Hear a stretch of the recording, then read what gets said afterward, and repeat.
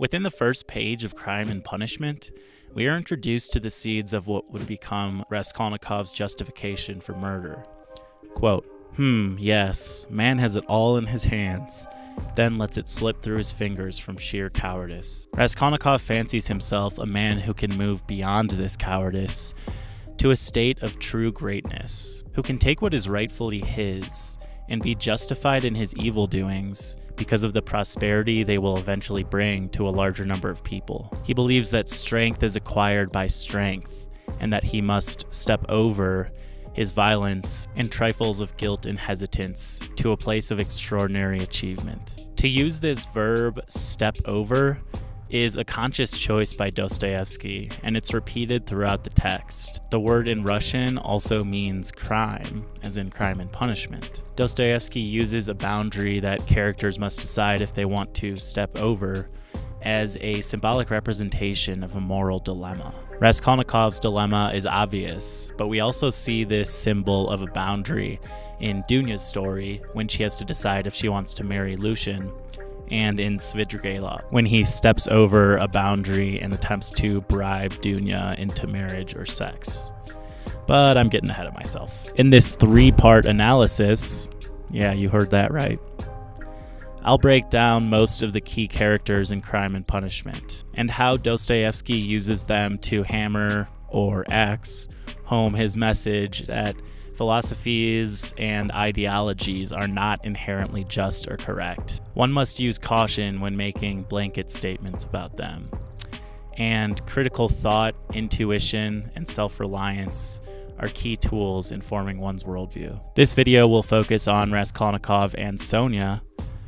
We'll examine Raskolnikov's arduous moral dilemmas and the factors that lead to his decision to commit murder. We'll take a look at his deeply flawed philosophy of egoistic utilitarianism and how his lack of critical thought morphs him into something outside his nature. We'll then see how Sonya's character offers her compassionate love as a savior to Raskolnikov, and how her strong moral compass serves as a guiding light through his suffering. In part 2, we'll analyze Dunya and her suitors, Lushin and Svidrigailov. We'll see how Dunya's confident strength and unflinching morality serve to free herself from the shackles of patriarchal domination. We'll take a look at her tumultuous relationship with Lushin, a narcissistic and arrogant man who tries to buy her submission, and Svidrigailov, a hedonistic nihilist, drunk with lust and power, and his bizarre and entertaining journey. Finally, part 3 will tie up the loose ends in Razumikin, Katerina Ivanovna, and Marmeladov. We'll see how Razumikin serves as a sort of philosophical protagonist of the story, a mouthpiece for the values of self-criticism, forgiveness, and critical thought that Dostoevsky wishes to convey. And we'll look at concepts of vanity, pride, self-pity, and forgiveness through the drunkard Marmeladov and his wife Katerina Ivanovna, a proud and destitute former noble lady who is desperate to escape the misery brought on by her husband, who drinks all their money away. Crime and Punishment is an intricate, sprawling story, rife with philosophical depth and complex characters. It forces the reader to think, and it's quite unlike anything you're likely to read in your life. Hence the reason why I'm breaking this video into 3 parts. I want to give it the time and effort that it deserves. I've been working on this script for almost 3 weeks now, and it's likely going to take a lot longer to complete the video, so if you enjoy, I would really appreciate if you subscribe down below and leave a thumbs up, because believe it or not, 1 like equals 1 axe to the skull of a moneylender. I would also love to hear your thoughts in the comments on this analysis, or these characters, or just the book in general. There's only so much you can fit in one video, so I'm sure there are things that stuck out to you as a reader that I didn't even touch on. So let me know what some of those are. This video is going to contain spoilers, especially in chapter 3, but I don't really think that spoilers are going to ruin this book. It's really the ideas that are important, not so much the plot, in my opinion. So without further ado, let's get into the meat of the video and talk about Raskolnikov.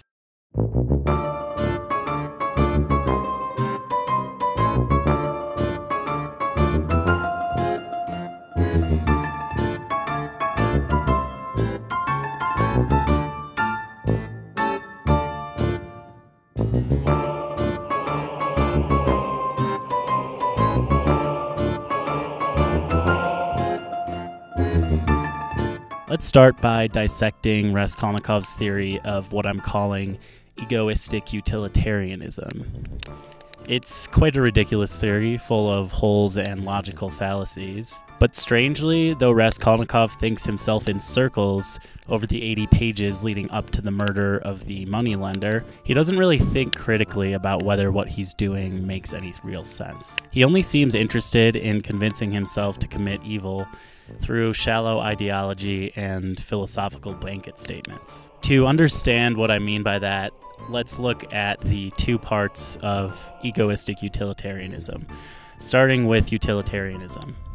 Utilitarianism is the belief that one should always do the most good for the most amount of people, regardless of any negative consequences for the minority. You might be familiar with the trolley problem, which is basically a thought experiment in which there is a runaway trolley on a collision course with 5 people, but you have the power to pull a lever and divert the trolley to a separate track that only has 1 person on it. So you would kill that 1 person but save the 5. What do? Do you pull the lever? One relevant variant to crime and punishment on the trolley problem is called the fat man.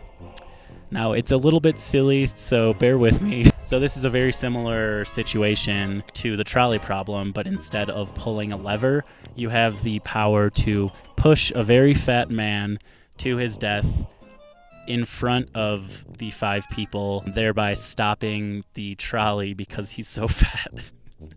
This is a real thing. I'm not making it up. So do you push this innocent fat man to his death? Many people are much more hesitant to kill the man than pull the trolley switch. But why is that? The outcome is the same.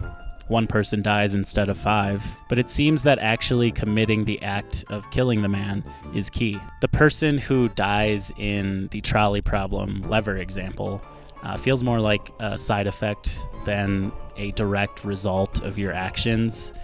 Whether or not that's true is debatable. But utilitarianism states that in each example, you should kill the fat man and pull the lever because it results in 1 person dying instead of 5. So that's utilitarianism. In crime and punishment, we see the flaws in this logic, albeit in a much more involved example. Raskolnikov's theory essentially states that there are 2 types of people in the world: ordinary people and extraordinary people. And the extraordinary ones are permitted great acts of violence and sin, with the idea being that their violent acts will ultimately serve the good of mankind. He uses Napoleon as an example, the infamous conqueror who killed and subjugated millions, directly or indirectly, in order to expand the French Empire and, by extension, his own power. And in Raskolnikov's eyes, Napoleon was completely justified in these acts of violence because of the perceived benefit that Napoleon had for the good of the world. You sure about that? You sure about that? You sure about that?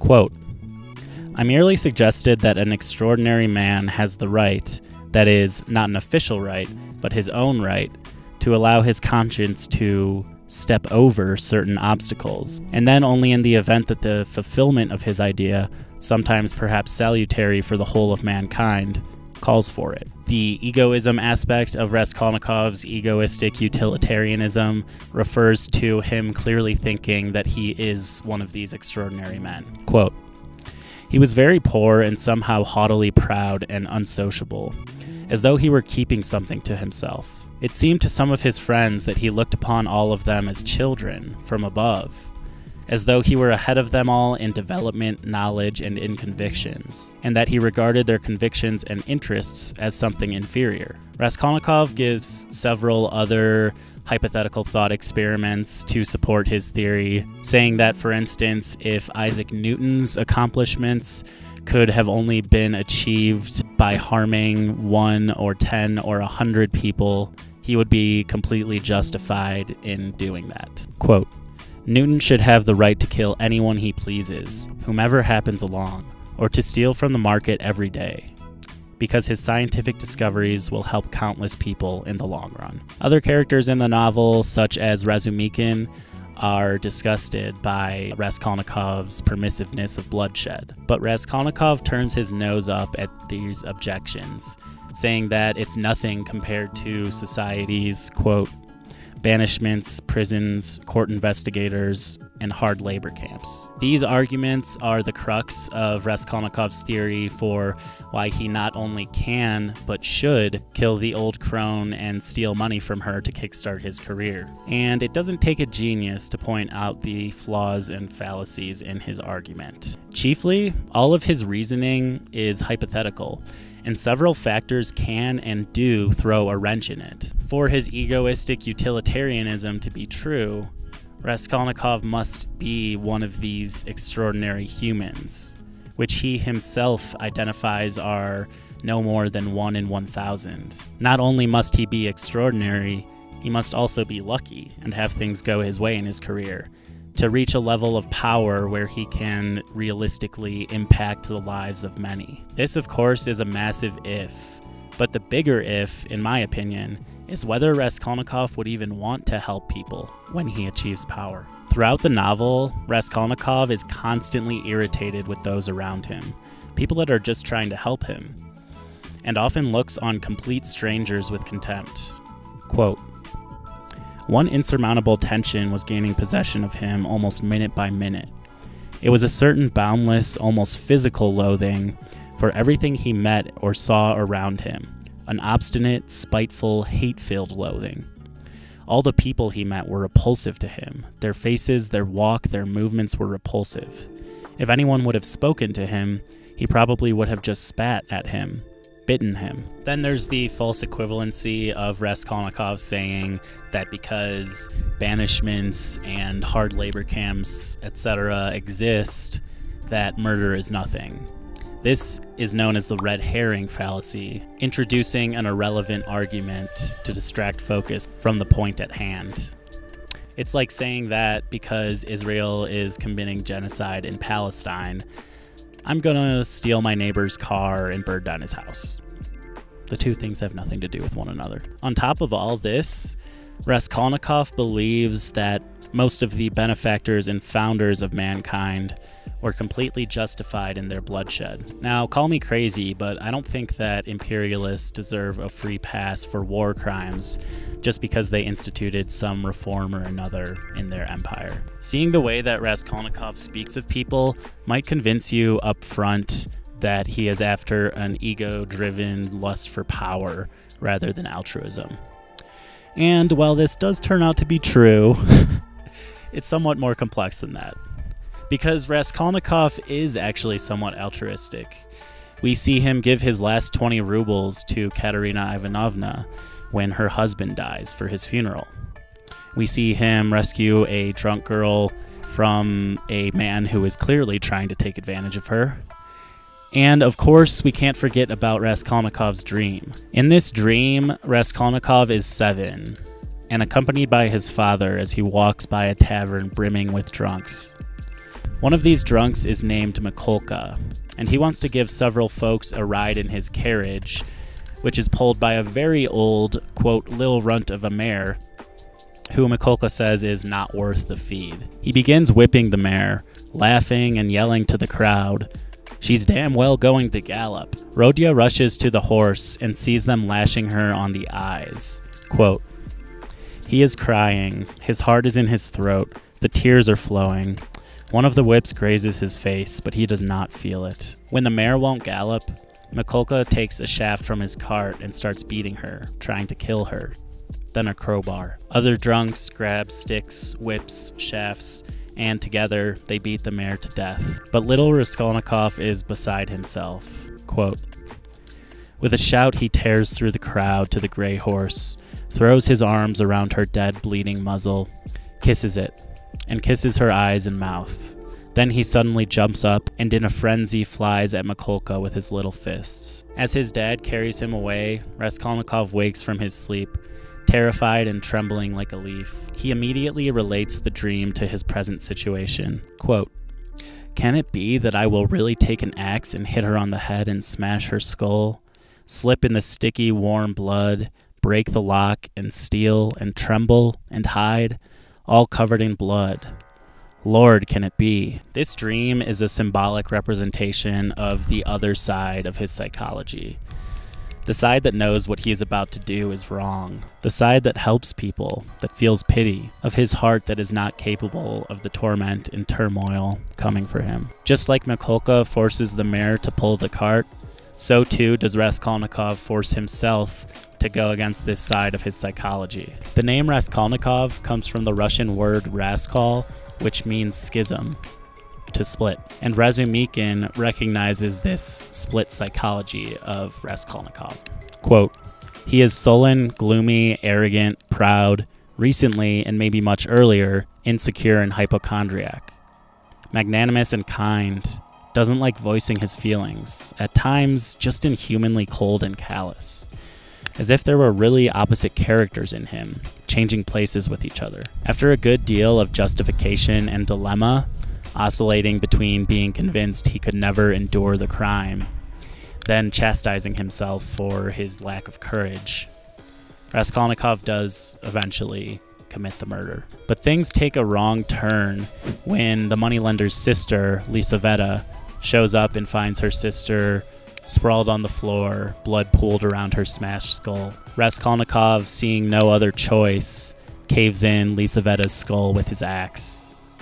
And interestingly, it's only after this second murder that Raskolnikov loses his reason. Lisaveta was innocent in his eyes, not a skeevy old crone who stole from the poor. Raskolnikov escapes from the scene of the crime and is instantly overcome with illness and delirium. Further, he was not able to steal much of the old crone's wealth, only one purse that he hid beneath a rock. As such, all his sin was in vain. He is racked by guilt and considers confessing numerous times.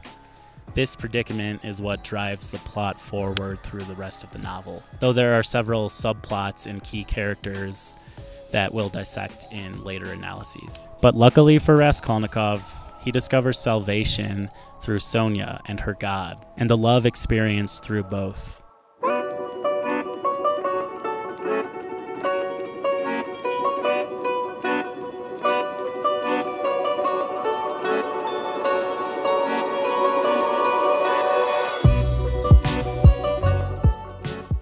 Sonya is the daughter of the drunkard Marmeladov, a man who suffers from self-pity and alcoholism, and as such is unable, or perhaps more accurately unwilling, to support his family. Marmeladov had Sonya through a previous marriage, but is currently married to Katerina Ivanovna.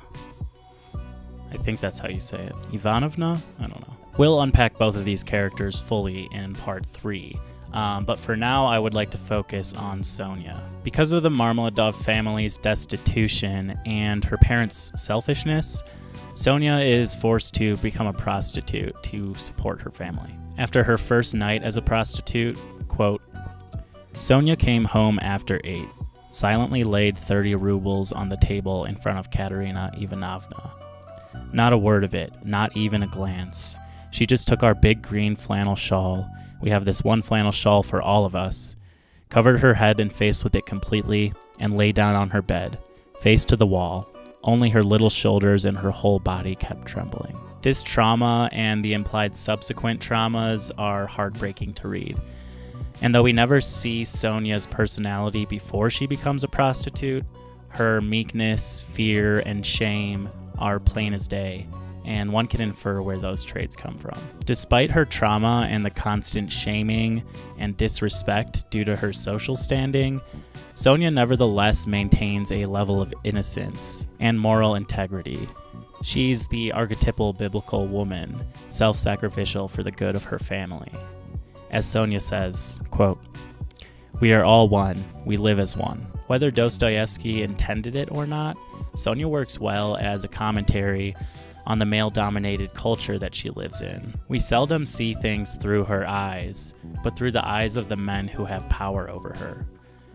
As Elizabeth Blake put it in her piece, Sonya Silent No More, quote, Indeed, she herself has no chance to define her own moral dilemma before her father, Raskolnikov, and Lushin each take turns shaping their own images of her in order to fit her into their stories. We learn quite a bit about Sonya through these male perspectives, and she scarcely speaks her own truth for the first half of the novel. One might be tempted to point to this as evidence for Dostoevsky's female characters not being able to author themselves, but if you look at it through the lens of 19th century Russia, Dostoevsky is just being realistic. Sonya does have agency over her story, represented by the unwillingness to be corrupted by the social shame and degradation suffered as a prostitute, and her eventual rejection of this career. She represents compassion, self-sacrifice, the ability to alleviate suffering through love, redemption, and faith. Over the course of Crime and Punishment, Sonya and Raskolnikov become inextricably linked. Despite her reserved nature, Sonya is strong and unwavering in her faith and in her support of Raskolnikov. Raskolnikov, for his part, sees past Sonya's dishonor and sin to her core of compassion and suffering. He says during one meeting, quote, "But that you are a great sinner is true, and most of all, you are a sinner because you destroyed yourself and betrayed yourself in vain." This line, better than any other in the book, represents the synchrony between these characters. I believe it works even better as a statement on Raskolnikov's depravity. Because of his guilty conscience, Raskolnikov does not even achieve the first step in his journey towards power, and as such, all his self-destruction and self-betrayal were also in vain. At this point in the story, Raskolnikov is lost, his mind in delirium and his body weakened. Seemingly subconsciously, he continually finds his way back to Sonya. He recognizes deep in his own soul the need to confide his secret in someone, and knows that Sonya, in her unrighteous suffering and her shame that obviously only touched her mechanically, was this person. Quote, "No true depravity, not even a drop of it, had yet penetrated her heart." Raskolnikov is drawn towards this strength in the face of adversity, but he also knows that if Sonya remains alone, she, like him, will lose her mind. Quote, "We're cursed together, so let's go together." As Raskolnikov points out, Sonya's sacrifice is pointless. She needs Raskolnikov to show her this truth so that she can move past her career as a prostitute, just like Raskolnikov needs her to show him the truth in repentance and salvation. As she and Raskolnikov grow together, her fear and silence slowly melts away. She shows her intellect, aptitude, and intuition, recognizing, for instance, that Katerina Ivanovna's beliefs about justice are deeply misguided. Quote, "She believes so much that there should be justice in everything, and she demands it. Even if you tortured her, she wouldn't act unjustly. She herself doesn't notice how impossible it all is, that there should be justice in people, and it vexes her. Like a child, like a child."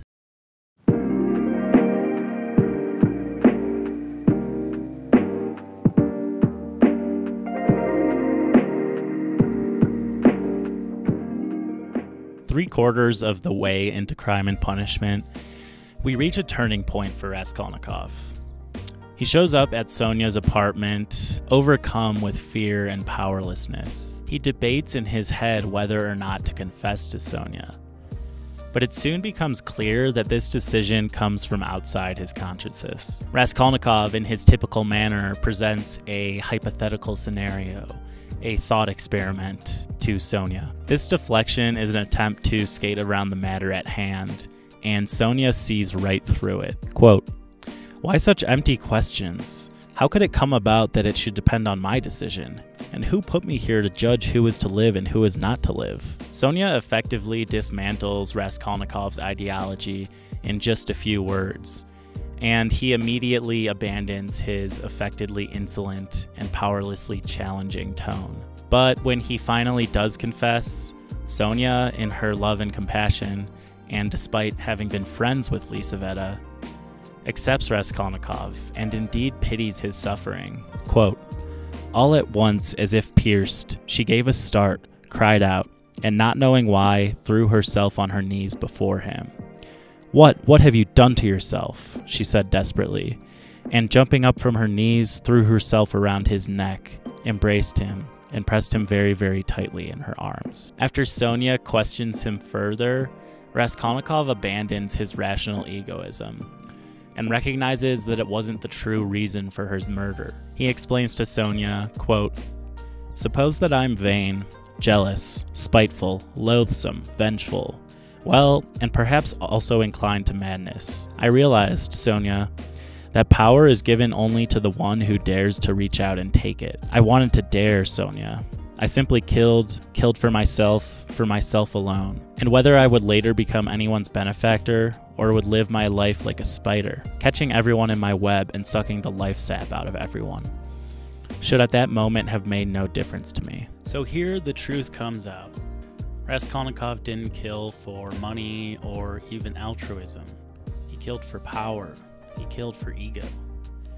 An ego that was so prideful, it refused to accept any real help from his family, or to work towards making enough money for classes. He wanted the easy way out, and for some reason he figured that murder was the quickest and most efficient way to make his name in the world, to rely on nobody but himself. After Raskolnikov's confession, Sonya says that he must confess to the police and accept his punishment, hard labor. She says, quote, "Accept your suffering and redeem yourself by it. That is what you must do." But again, Raskolnikov resists. He believes that his only crime was not having the strength to step over his crime, and sees no reason to submit to hard labor. Still, Sonya does not leave his side, and goes on loving him. A love that Raskolnikov describes as heavy and painful. Sonya acts as his moral compass, but he does not like what she determines, that confession and true repentance are the only way to alleviate his suffering. So her love feels suffocating, strange, and terrible, and makes him incomparably more unhappy than he had been before. Personally, and I think most people would agree with this, Raskolnikov's confession at this point feels very shallow. He repeats to his sister Dunya that his crime is no real crime, and abhors the needless shame thrust upon him. Quote, "The whole idea was by no means as stupid as it seems now that it failed. Everything that fails seems stupid. But I could not even endure the first step. If I had succeeded, I'd have been crowned, but now I'm walking into a trap." Raskolnikov and Sonya's story wraps up with Raskolnikov finally confessing to the police and being sent to a labor camp in Siberia. In the epilogue, he reasserts that his only crime was not being able to live up to the extraordinary label of his own invention. Quote, "Perhaps it was only from the force of his desires that he had regarded himself as a man to whom more was permitted than others." However, it's not all drudgery and frustrating non-acceptance for Raskolnikov.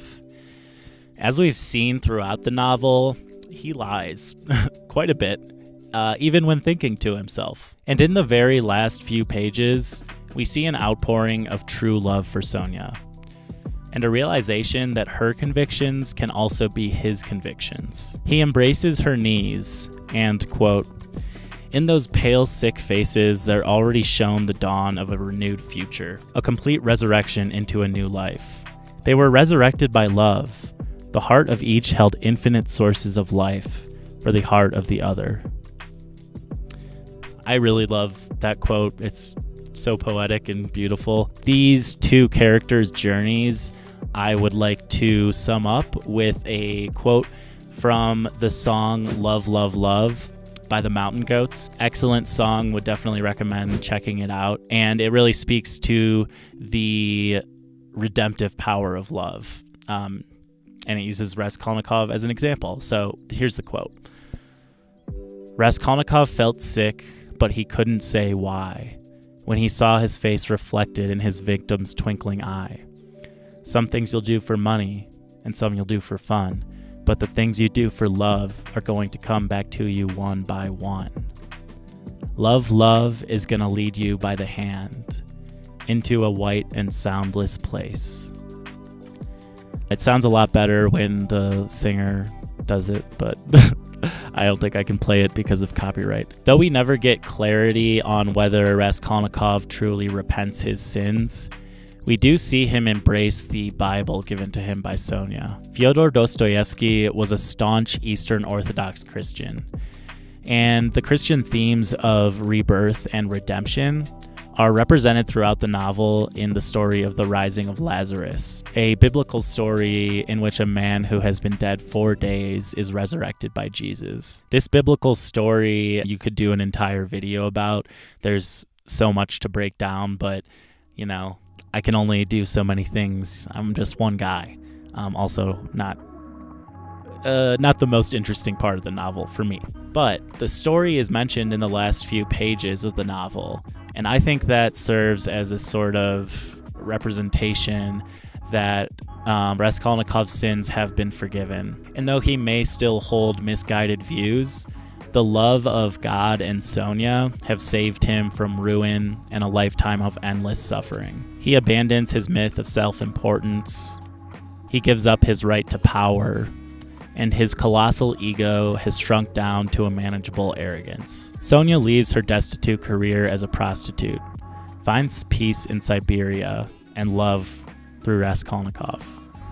By the way, I'm not trying to imply that prostitution is a destitute career, but in the case of Sonya and the things that she goes through, it definitely is. Her moral compass never shatters, and by the end of the book, she's ready to embark on her new life's journey with Raskolnikov. Sonya, however, was far from the only positive influence on Raskolnikov. Dunya, his sister, and Razumikin, the homie that he probably doesn't deserve, both serve as shining examples of selflessness, critical thought, intuition, and steadfast morality, in contrast to Raskolnikov's polluted mind. We'll break down these two characters, as well as Marmeladov, Katerina Ivanovna, and Dunya's other suitors, Pyotr Petrovich and Svidrigailov, in parts 2 and 3.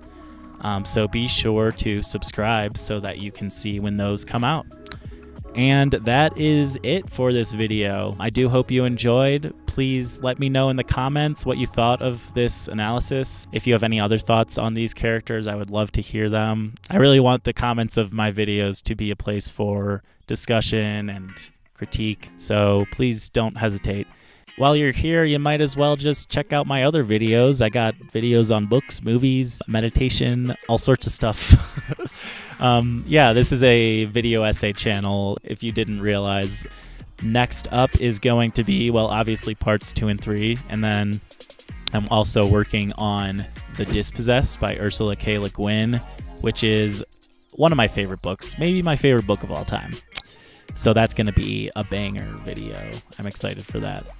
And hopefully Little Miss Sunshine will have been posted by the time this video gets up, but I'm not hopeful. Thank you so much for tuning in. I really appreciate it. And peace and love, and I'll see you next time.